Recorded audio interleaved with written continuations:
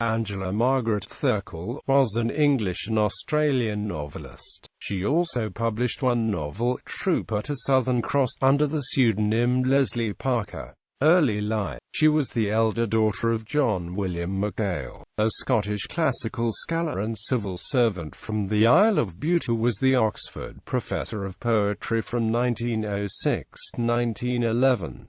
Her mother was Margaret Burne-Jones, daughter of the pre-Raphaelite painter Edward Burne-Jones, and through her, Thirkell was the first cousin once removed of Rudyard Kipling and Stanley Baldwin. Her brother, Dennis McHale, was also a novelist, and they had a younger sister, Claire. The three McHale children were, in the youth, treated first-hand to the fairy tales of Mary de Morgan. Angela McHale was educated in London at Claude Montefiore's Froebel Institute, then at St Paul's Girls' School, Hammersmith, and in Paris at a finishing school for young ladies.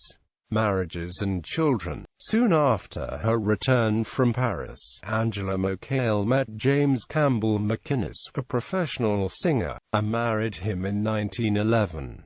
The first son was born in January 1912 and named Graham after McInnes's former lover, Graham Peel. He became a diplomat and writer. The second son was the novelist Colin McInnes.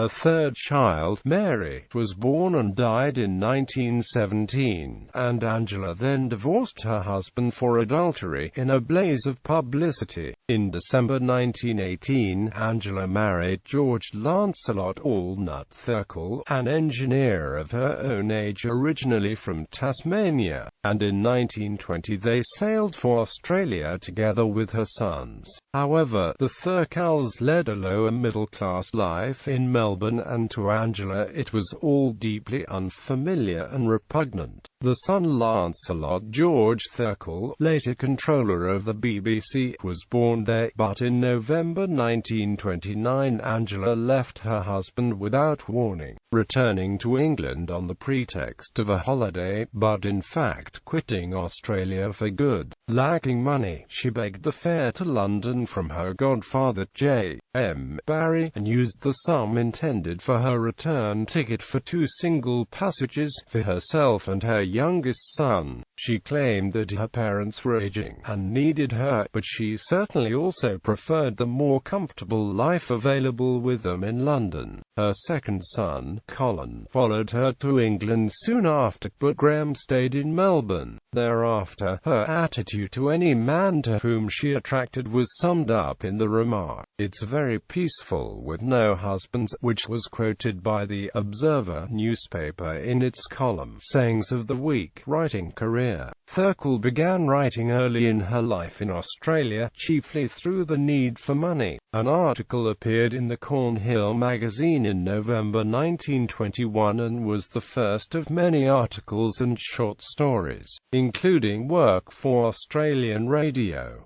On her return to England in 1929, this career continued with journalism, stories for children, and then novels. Her success as a novelist began with her second novel, High Rising. She set most of her novels in Anthony Trollope's Barsetshire. His fictional English county developed in the 6 novels known as the Chronicles of Barsetshire. An alert reader of contemporary fiction, Thirkell also borrowed freely from such now arcane titles as John Galsworthy's The Country House, from which, for example, she lifted the name Worsted, which she used for the village setting of her novel August Folly. She also quoted frequently, and without attribution, from novels by Charles Dickens, William Thackeray, and Elizabeth Gaskell. Thirkell published a new novel every year, which she referred to in correspondence with her editor, Jamie Hamilton of Hamish Hamilton, as new wine in an old bottle. She professed horror at the idea that her circle of well-educated and upper-middle-class friends might read her fiction. She expected them to prefer, as she did, such writers as Gibbon, Austen, Dickens, and Proust.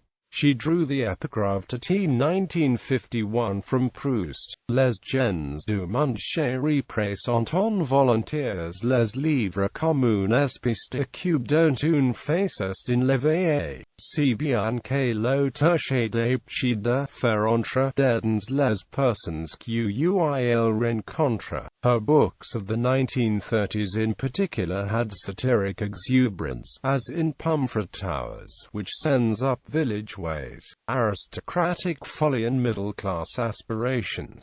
Three Houses is a short childhood memoir which simultaneously displays Thirkell's precociously finished style, her lifelong melancholy, and her idolization of her grandfather Edward Burne-Jones. Trooper to the Southern Cross is concerned with the experiences of a number of English and Australian passengers aboard a troop ship, the Rudolstadt, on the way back to Australia immediately after World War I. It is particularly interesting for its depiction of the Australian digger, his anti-authoritarianism, larrikinism, and, at the same time, his loyalty to those whom he respects.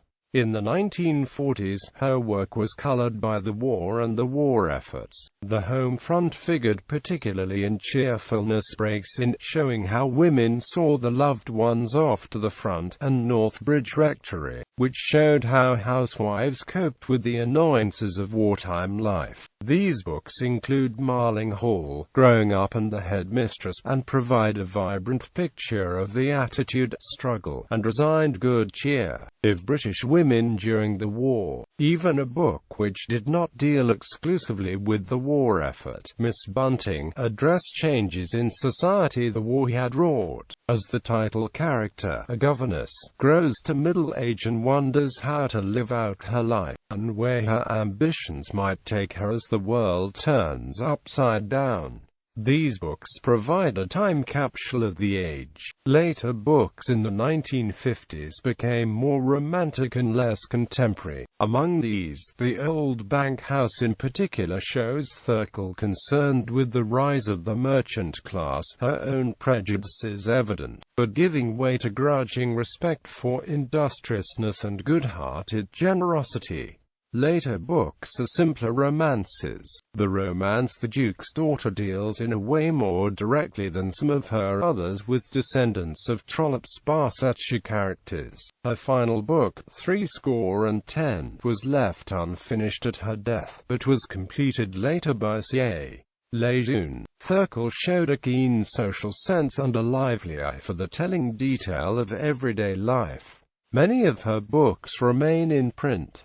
Selected books: Barsetshire Chronicles, High Rising, Wild Strawberries, The Demon in the House, August Folly, Summer Half, Pomfret Towers, The Brandons, Before Lunch, Cheerfulness Breaks In, Northbridge Rectory, Marling Hall, Growing Up, The Headmistress, Miss Bunting, Peace Breaks Out, Private Enterprise, Love Among the Ruins, The Old Bank House, County Chronicle, The Duke's Daughter, Happy Returns, Jutland Cottage, What Did It Mean, Enter Sir Robert, Never Too Late, A Double Affair, Close Quarters, Love at All Ages, 10, Other Books Ankle Deep, Three Houses, Trooper to the Southern Cross, Oh These Men, The Grateful Sparrow, The Fortunes of Harriet.